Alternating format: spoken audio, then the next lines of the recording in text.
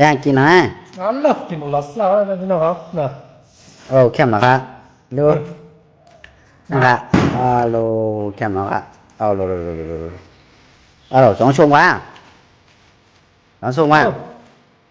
ชมน้ำคือบอกว่าฮัลโหลคุณน้องครับวันนั้น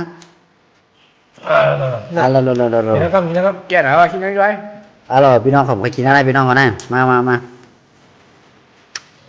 คุณไถ่ยำไรไปปุ่นเปล่าคุณกินเดี๋ยวหัวไอ้ตาไหนกำเดี๋ยวหัวพี่น้องเขาเลยว่าดิ้นได้ก่อนครับนี่ว่าครับมากินนี่นี่เอาหน่อยมาลดซับนะครับใส่อีเมลใส่ข้าวมาหัวพริกเนื้อกระป๋อเนาะ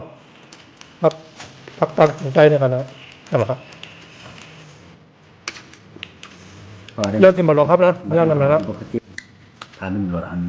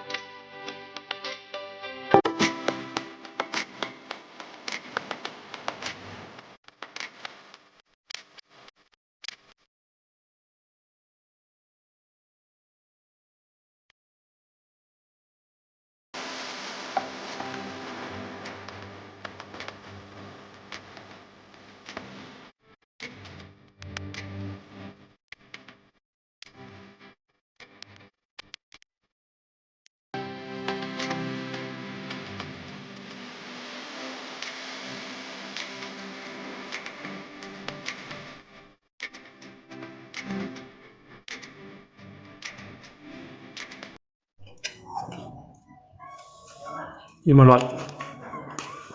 ต้องมันนะครับมาหลอดซาก็แล้วนี่เป็นหวานนี่เป็นหวานสุดลงแล้ว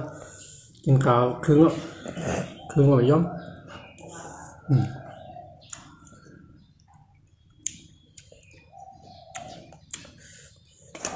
แค่นั้นครับหนึ่งบินบล็อกอะไรเลย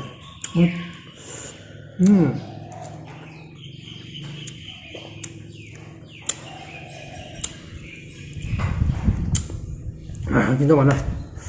ไม่กินทุกวันนะ